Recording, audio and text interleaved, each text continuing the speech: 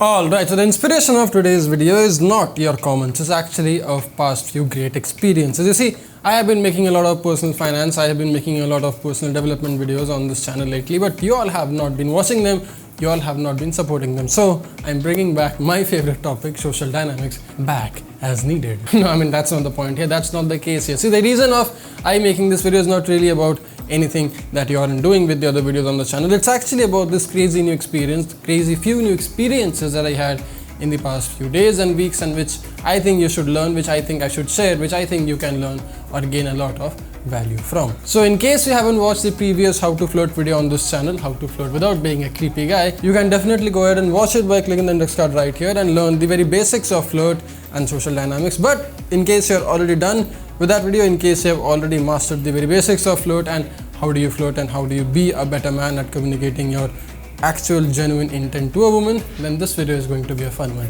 for you. So gentlemen, in case you're wondering how to flirt, in case you're wondering how to prove or how to show your intent and your intention without being a creepy turkey guy, then this video is going to be the best one for you. My name is Mayank Bhattacharya, this is Men's Essentials. Let's roll with it.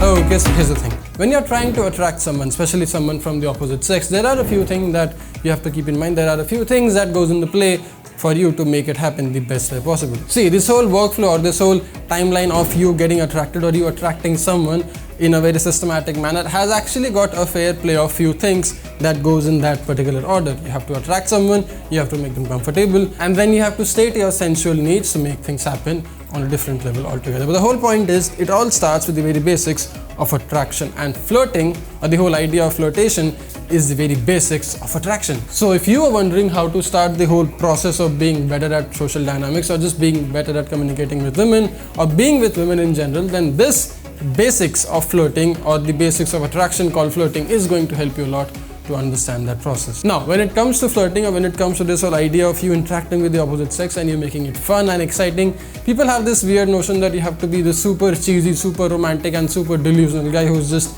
there trying to crack witty lines and trying to be very sharp and all Robert Downey Jr. or Shah Rukh Khan on her. That's not the case, that's not the point in real life. You see, flirting in general is a two-way stream. It's a two-way process and it's a very exciting, entertaining process. It shouldn't ever feel like a work or a chore to you, and that's the whole point of you flirting with someone in general. Now, what do I mean by it? What is different and what is new here? You see, the whole idea of you being able to flirt with someone effortlessly or generously is actually just as simple as you being a genuine, cool guy.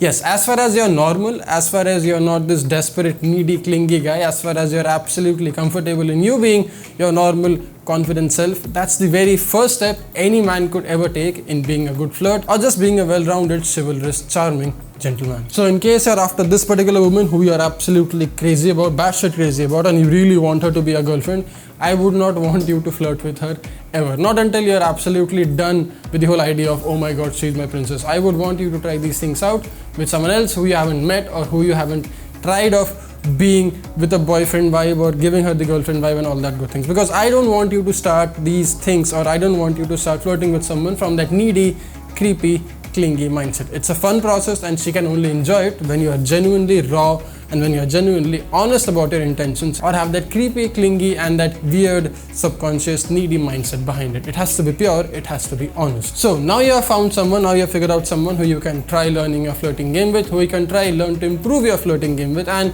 you're all set to go out and practice it by yourself. But how do you start? What do you do? Well, the very first step to flirt, the very first step to be a charming gent at it, is by giving some solid eye contact and having a pretty smile, having a decent smile, having this enjoyable, welcoming face on your face. I mean, if you're this wannabe angry man who's just standing there, trying to be this tough ass, I don't know what, as if you're trying to win the war or something, then nobody's going to give any attention to your existence and you'll be this loner guy sitting in the corner trying to be the super angry man, which you're not, which you shouldn't be anyway. So the very first step, eye contact and smile. Let them know, let her know that you're here for a good time and you're not a threat, you're not this terrorist, you're not this weird looking angry facing or this creepy clingy man. You're just this fun, exciting and a charming man who is interested in knowing about her in general. So to start, nothing cheesy, nothing crazy. You don't have to be Shah Rukh Khan to be very good at flirt. You have to keep it real. You have to use your strength and make it work in your own goddamn favor. Anyway, now that you have made some eye contact, now that you have put on a smile, it's about time you go and start the conversation. Now, is it weird? Is it unfair that men always need to be the first one to make the first move all the time?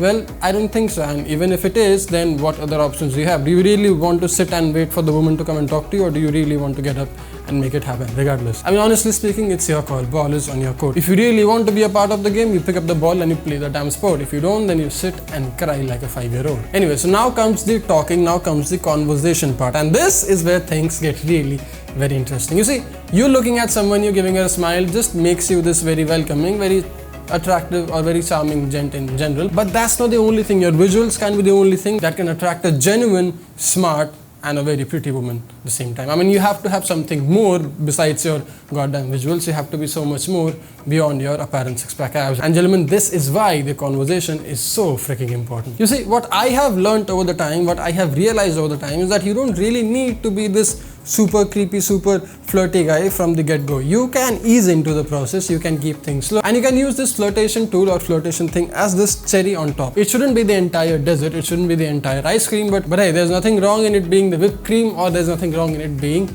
the chocolate chips on top of that goddamn ice cream, if you know what I'm saying. So here's what you do. You start communicating, you start your conversation, and you talk about things that you're really very interested in. You ask her things that she is really very interested in, because if she's a smart woman who's not only all by her face and her goddamn hot physique, but if she's really smart by her brains, she'll be a really interesting soul to talk to, and she'll be really interested in your lessons or in your conversation as well. So if you're someone who is naturally good at communicating with people, or if you're someone who has worked hard on it, like this guy who is now decent at communicating with someone, or who can at least hold a goddamn conversation, then guess what? Half your job is done, because you don't really even have to put the choco chip on top if your damn ice cream is so good at the very first place. But hey, the cherry and the chips never hurt. So here's what you do. Here's how you change things up a fair bit when you're actually in the conversation. You both have shared a moment, you both have made a narrative about your own, you both have shared your life, you both know what you like, what you don't like, but now it's time to challenge her a fair bit. Now it's time to maybe neg her and let her know that hey, you're not always this serious or this focused or career driven.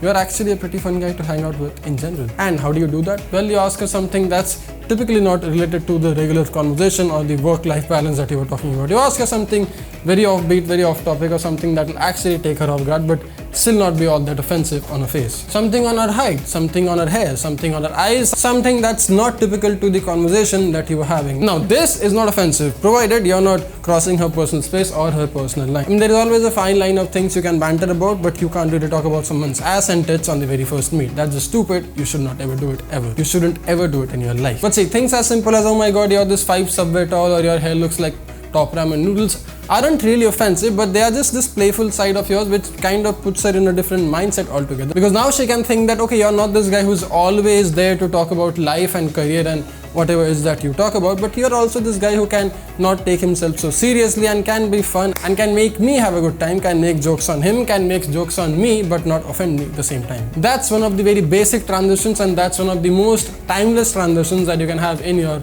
flirtation tool or in your communication skill that you can pull out and use in your favor and see the face change quite instantly. I mean, I shit you not when I tell you this. I was literally out with the family. We were out with plenty families, and I pulled this thing out of my bag and it just worked nowhere. I mean, they were literally elder people. They were 55, 60-year-old people, and nobody could even figure out the fact that, oh my god, what happened? Now these guys are having the story and we were just talking about planes and hospitals and a lot of cool things. So I thought I'll share it with you. Okay, so now that's done. Now you have shared your fun side with her. Now you have shared your fun side to her, and she's doing the same to you. Now, what is the last thing you can do to end your flirtation thing on top and make her know that, oh my god, he's not a boy, he's not a 5-year-old, he is a well-sorted, well-rounded man, and this is not a friendly talk anymore, this is a genuine man to a woman conversation. And that is nothing else, that is none other than your physical touch. Gentlemen, I have said it before, I'll say it again. Things as simple as a thumb fight, things as simple as a high five, things as simple as hugs, or anything else that could involve your physical touch is the most important, is the most basic and the most effective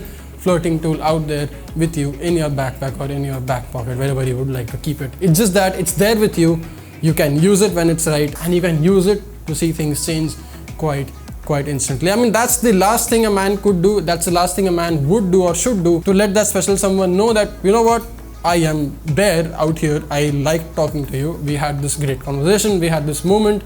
We had this small little narrative that we build around ourselves. We are fun. We were ranting out each other. You were making fun of me. I was making fun of your noodle hair. And I wouldn't mind taking this further. And therefore, this is just letting you know that I can be physically available and touch you and play with your eyes and poke your nose and do all that if you really wanted to. I mean, this is a very far-fetched thing to say, but that's the last thing you do when you're trying to level up your flirting game with someone without being a creepy, turkey guy. It's a process, it takes time, but once you're aware of it, once you have got the tools in your pocket, it just comes out so naturally that it feels very effortless, it feels very organic, and it should always be effortless and organic. It shouldn't ever be that, okay, I'm trying to do this now, okay, Mayank told me to initiate the touch, so I'll try touching her nose. Don't do that. Don't be a creepy guy. Don't put me in the jail. You have to calibrate yourself. You have to go out with people. You have to know them. You have to know yourself. You have to see things through. You have to see when is the right time, when is it right for you to make that talk about her height or her hair, or make fun of her, or make fun of yourself, and do all of that good things. It's just a process, and it's a very exciting process. It's probably the most oldest form of entertainment that was out there before the mobile phone or TV or anything else. A man to a woman conversation for straight people is the oldest form of entertainment that's out there in this world. So treat it like so and make it fun for you so that it's fun for her as well. And if it's fun for both of you, if you can both enjoy that fun, excitement state that you are in, by God, you'll have the time of your life, and you'll come back and then you'll comment on this video and thank me later. But for now, you have to go out and practice a whole bunch and get better at it every passing day. For now, I'll get back to work. I'll keep working on my social dynamics, and I'll see you soon in the next video. Gentlemen, if you are in Pune, 25th of May, me, myself and my team with Sarath Kalra and his amazing team, the man, the king, the legend of social dynamics, we are doing a meetup. In case you're there, this is the venue where it will be happening from 6 to 8 p.m. Come see me, come see him. Ask us anything you have, ask us any questions you have, and we'll be more than happy to help you with them as much as we can, obviously. But for now, more work, more videos. See you in the next one. Dress sharp, stay strong, stay stylish. I'll see you in the next one. My name is Mayank Bhattacharya. You don't forget to watch more of these videos on the channel.